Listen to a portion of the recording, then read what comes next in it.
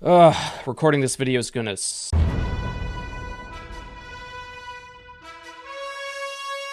So Invincible Season 2 is finally out. After 2 long years of waiting for this amazing show to return, it is finally back to watch again on Amazon Prime. I'm super excited to finally talk about Season 2 and finally share my thoughts with all of you. And obviously, if you haven't watched Invincible yet, be sure to go watch it on Amazon Prime if you can. Absolutely fantastic show. And on that note, also, spoilers, but I think that should be obvious. And just before we get started, I just want to again encourage everyone who hasn't already to join our Discord server. It's an absolutely really fun time, and if you haven't already, be sure to check out the podcast too. We started a podcast recently, and if I can encourage my co-host to actually watch the show, then maybe we can talk about some episodes on there too. So yeah, be sure to join the Discord, and be sure to check out the podcast if you haven't already. So Invincible Season 2, Episode 1 has a very, very strong opening, where we see Mark, Invincible himself, fighting the Immortal. And then Omni-Man surprisingly shows up out of nowhere to help Mark finish the job in a very gruesome way. We then cut to what seems to be Earth burning in flames and brought to ruin. Over all the different TV screens and stuff on top of skyscrapers are automated messages repeating themselves of Mark seemingly having joined Omni-Man in the Viltrumite Empire. So what the heck is going on here? Did Mark go and find his dad and decide he wanted to team up with him? What's going on here? We cut to what seems to be an underground bunker or refuge with familiar faces like Robot, Adam Eve, and some unnamed character who is acting like they know them. But it doesn't take too long for Mark to show up with his dad and they start wreaking havoc and killing everyone and saying, hey, you join the resistance, you sentence yourselves to death. As Eve tries to retaliate, Mark apparently kills her by snapping her neck, but it's later revealed that he didn't snap her neck, he only paralyzed her. To which Omni-Man says in a very dark way, so that's what you were practicing on those protesters last week. Dear God, that is really dark. As Mark and Omni-Man are preparing to kill everyone part of the resistance, our unnamed character steps up and says how cruel and ruthless and awful Omni-Man and Mark are, and how one day justice will eventually catch up with them. Mark and Omni-Man don't seem too bothered, but then out of nowhere a portal opens up underneath our unnamed character and he just falls through to God knows where. After that, we cut to Mark standing on Mount Everest where the end of Season 1 happened, where Omni-Man, his own dad, almost beat him completely to death, as well as give us the amazing and beautiful Think, Mark! After reminiscing on the horrible events of the Season 1 finale, Mark flies off and starts helping some people around the city. When he's all done trying to take his mind off things, Mark goes home and we find out that Mark and his mom are returning to their normal lives after all that happened at the end of Season 1. In the high-security prison where the Mahler twins are being kept, they're again bugging poor old Pete. Man, that dude's been through enough, give him a break. But as they're bugging Pete, trying to think of a scheme to get out, the same green portals we saw from the start of the episode open up in the Mahler's cells. They end up in what seemed to be some sort of ruined version of Earth, some sort of burnt down, destroyed Earth that's way past its apocalypse period. And who are we greeted by but our unnamed character from the start? His name is Angstrom Levy, and he has the power to open portals to any dimension he chooses.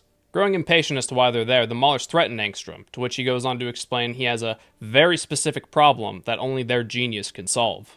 The Maulers are a little bit upset, and rightfully so, especially after the last time they fixed a very specific problem.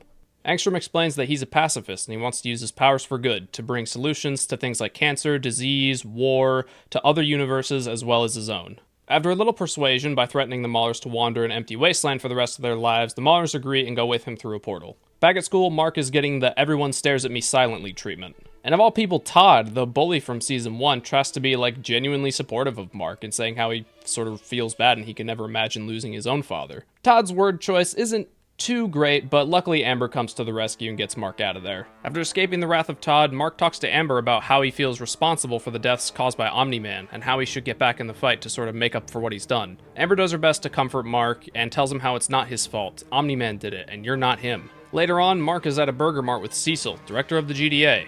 Mark basically begs Cecil to let him back on the field, but Cecil says he isn't ready, and that he needs some more genuine time off. After Cecil leaves, he goes back to the GDA where Donald, the absolute Chad, is still alive somehow. I don't know what kind of tech they had to cook up to bring Donald back from being atomized, but claps to the GDA for that. We love our Donald. Back with the Mahler twins, Angstrom shows the machine they'll be working on for him. On the note of other dimensions, Angstrom reveals that in most other dimensions, Mark actually teamed up with his father and took over Earth. So the Invincible that we saw at the start of the episode was actually an alternate version of Mark. Even though Angstrom wants to bring peace to other dimensions, he doesn't exactly have the knowledge of the other dimensions to do so. So with the help of the machine the Maulers are going to finish building, and 1,000 other versions of himself from other dimensions, Angstrom plans to absorb and fuse his mind with all those other selves so he can have knowledge of the other dimensions. But since saving lives isn't really their main motivation, Angstrom offers the Maulers any dimension they want after they finish the job. Back to Mark's house, Debbie is home, to where she finds Olga in her kitchen with a knife in her hand. They sit down for a drink, and Debbie tells Olga she was actually convinced Olga was there to kill her when she saw her with that knife. But being a Russian, Olga's like, nah, poison would be much better. After an uncomfortable moment of silence, they laugh it off. They get on the subject of their husbands and how they're both basically in the same situation.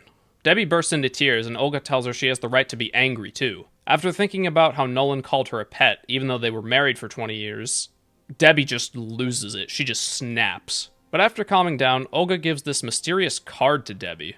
Debbie asks what this is, and Olga tells her it was something that helped her. Back at the GDA, Cecil is lecturing the new Guardians of the Globe how the recent performances haven't been exactly the best. Thinking they're in need of a new leadership position, he reveals that the Immortal is still alive. Geez, that guy just won't stay dead. As well as the Immortal taking the new leadership position, Cecil thinks the team needs some extra muscle in the form of Bulletproof. Back at school, Mark's heading home after another day, where to his delight, Adam Eve shows up and wants to talk to him. Just like back in Season 1, they sit on the roof of the school talking about their superhero stuff. Eve tells Mark a little bit about life in the woods, but how it can get a little lonely sometimes, which I'm really hoping is a hint to what Mark should be doing about that. Mark expresses to Eve how he's afraid of becoming his father or becoming like him. Eve doesn't hesitate to tell Mark that he's nothing like his father and that he never will be. Mark says Cecil doesn't know it, and Eve encourages him to prove him wrong. So Mark and Eve head to the GDA, where Mark says he'll work for Cecil, follow his orders, and let him make all the calls. The GDA also caught wind of the Maulers' whereabouts, and it's a perfect opportunity for Mark to prove his loyalty to Cecil. The Maulers get the machine running and stable, all of the Angstrom minds fusing into one. Just as things are going smoothly, Mark bursts through the wall and demands the Maulers shut it down. The Maulers, being the Mauler twins, obviously refuse, and Mark, needing to let off some steam, smiles and jumps to battle. Angstrom tries to encourage Invincible and the Maulers to stop fighting, saying that it's for the greater good. Mark replies in a pretty arrogantly tone, I've heard that before. Angstrom opens up portals, bringing in alternate versions of the Mauler twins, including a gender-bent version of the Mauler twins. Yeah, have fun with that one, Internet. Mark has decent success at first against the horde of Maulers, but they eventually beat him down, and they beat him down hard. Angstrom pleads that the Maulers don't kill him and just stop him, but the Maulers say they're going to do both. Refusing to let his cause be built on blood, Angstrom removes the helmet, even after a few of the Maulers were telling him, hey, don't do that, you idiot. A massive explosion ensues, and we're soon met with a bloodied, beaten Invincible. The new Guardians of the Globe soon show up on the scene. Mark feels guilty, as there were innocent people, mainly the Angstroms here, who died in the explosion who didn't need to die. Over comms, Cecil tells Mark that he did good, and that's what happens when he follows orders. After getting home some time later, Amber and Mark learn that they got accepted into the same college. As Mark's taking a walk outside shortly after, the Immortal comes to confront him. He says he doesn't trust him even if Cecil appears to, and the episode cuts to the credits. But since we live in the age of mid and post-credit scenes, you know that's not the end. One of the Maulers apparently survived the explosion, even though half his body kinda got melted and incinerated. He finds Angstrom, who also seems to have survived the explosion. But something's different about him. He's horribly mutated, with his brain apparently growing out of his head and connecting to his lower back. It's actually pretty damn gruesome. With 1,000 brains of his other selves, his memories are completely scattered and he's just a complete mess. He's not really sure which memories are his, but he does know one thing. He needs revenge, and he won't stop until he's killed.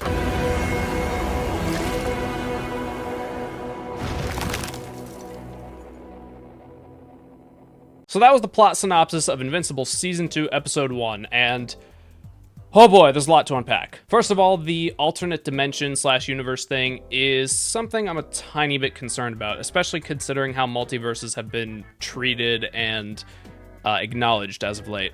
With an infinite number of universes or timelines, there really is no stakes anymore, so to do a multiverse story right, you really have to make the stakes high. But hey, if we have Chibi Invincible handling the writing, then I'm sure it'll be fine. I will say though, my absolute favorite part about this episode was how Mark's guilt and his sort of lingering pain from the events of Season 1 is like really hanging with him. Even if he's not talking about it all the time, you can just tell by like his body language and the expression of his face that he's just like, he's carrying the weight of the world on his shoulders right now. The Immortal's back has been resurrected for, what, the second time? Third time? I'm really curious how he'll sort of interact with Mark, and if he'll interact with him much. Maybe sometime down the line, there'll be some sort of situation where Mark looks guilty, or some other version of Mark did something bad, and the Immortal blames our Invincible, and it just sort of devolves to fighting. And if that happens, who's Cecil really going to trust? Is he going to trust the Immortal, someone he's known, or is he going to trust Mark, Omni-Man's son?